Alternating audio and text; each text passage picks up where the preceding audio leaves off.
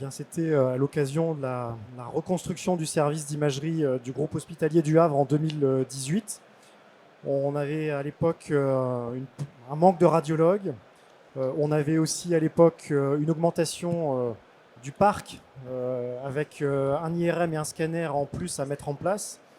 Et puis globalement aussi des indicateurs de santé dégradés en Seine-Maritime. Et puis la volonté aussi d'avoir un projet de service et d'avoir surtout un projet managérial dans le service d'imagerie avec un nouveau chef de service.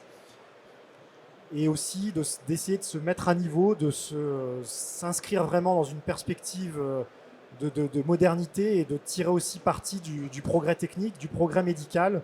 Incepto m'a paru extrêmement intéressant du fait de centraliser en une et même solution un portail d'accès de façon à sécuriser, on va dire, la partie intelligence artificielle, et plus particulièrement d'être très souple, c'est-à-dire Incepto va avoir des algorithmes qui sont développés par la société, par elle-même, mais aussi avec des sociétés spécialisées sur des thématiques bien particulières.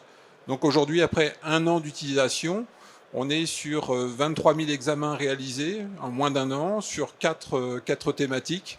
La thématique détection des fractures, on a l'IRM du genou, la partie scanner thoracique et radiothorax également. Donc sur 4 algorithmes, on voit quand même le succès, déjà l'arrivée de l'intelligence artificielle qui vient consolider l'interprétation de nos professionnels de santé. C'est un point d'accès unique. Alors pour le DSI, c'est quand même important. On a la chance d'avoir quelque chose de très, très homogène au sein de notre établissement en termes de gouvernance et de mise en place. Donc une seule et même solution d'entrée au centre hospitalier, au groupe hospitalier. Le transfert d'informations de la data à l'extérieur du groupe hospitalier, donc il faut que ce soit totalement maîtrisé. Donc on va parler d'anonymisation, de pseudonymisation de la data. Donc ça c'est un point clé.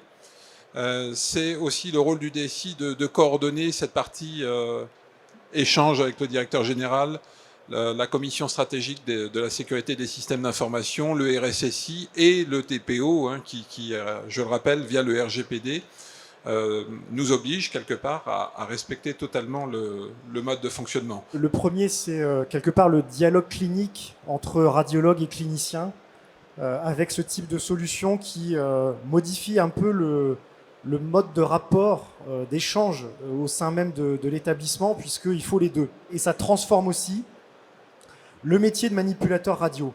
Les manipulateurs radio, aujourd'hui, avec l'intelligence artificielle, ils peuvent être largement plus autonomisés, et notamment avec des dispositifs comme les imageries basse dose, puisque ils peuvent commencer aussi à faire du retraitement directement sur la console pour aider le radiologue.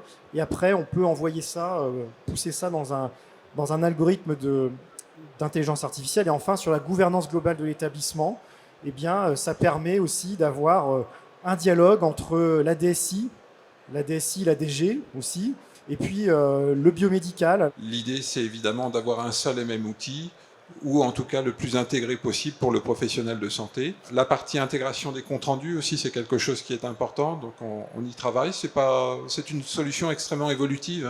En moins d'un an, on ne peut pas tout avoir non plus à l'échelle du catalogue, mais c'est quelque chose qui est vraiment très intéressant dans la montée en puissance des installations.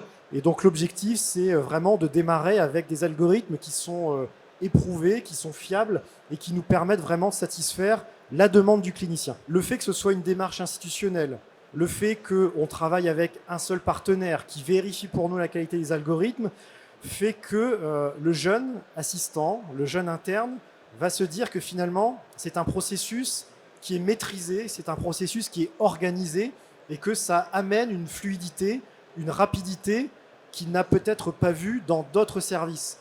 C'est qu'il nous fasse part de son expertise, puisque nous ne sommes pas des experts de l'intelligence artificielle, qu'il nous propose et nous conseille l'algorithme qui est le plus en adéquation avec nos besoins, et puis qui nous donne aussi, dans une forme un peu de prospective, c'est comment tout ça va évoluer. Il n'y a rien de pire que de mettre en place une infrastructure Et puis, comme ce sont des sujets qui sont mouvants, qu'il y ait des changements, qu'il y ait des ruptures, et que quelques années après, finalement, on doit tout recommencer, on doit tout arrêter et le reconstruire d'une autre manière, et que l'avantage d'une plateforme en intelligence artificielle, c'est qu'elle va nous dire quels vont être les grands mouvements, les grandes orientations du secteur. Voilà, je pense que le DSI aujourd'hui a un rôle peut-être plus important sur la stratégie de l'établissement, avec bien évidemment l'ensemble des acteurs porteurs. Toutes les solutions d'intelligence artificielle qui sont aujourd'hui au Havre, c'est des solutions marquées CE, donc qui sont utilisées en routine clinique, et donc évidemment il y a toute une série de publications sur la validation clinique de ces solutions, qui sont des aides au diagnostic, donc avec des VPN, des valeurs prédictives positives, négatives, des taux de sensibilité qui sont validés. Et donc ça, c'est algorithme par algorithme. Si ça vous intéresse, on pourra vous faire suivre des publis, ouais, bien sûr.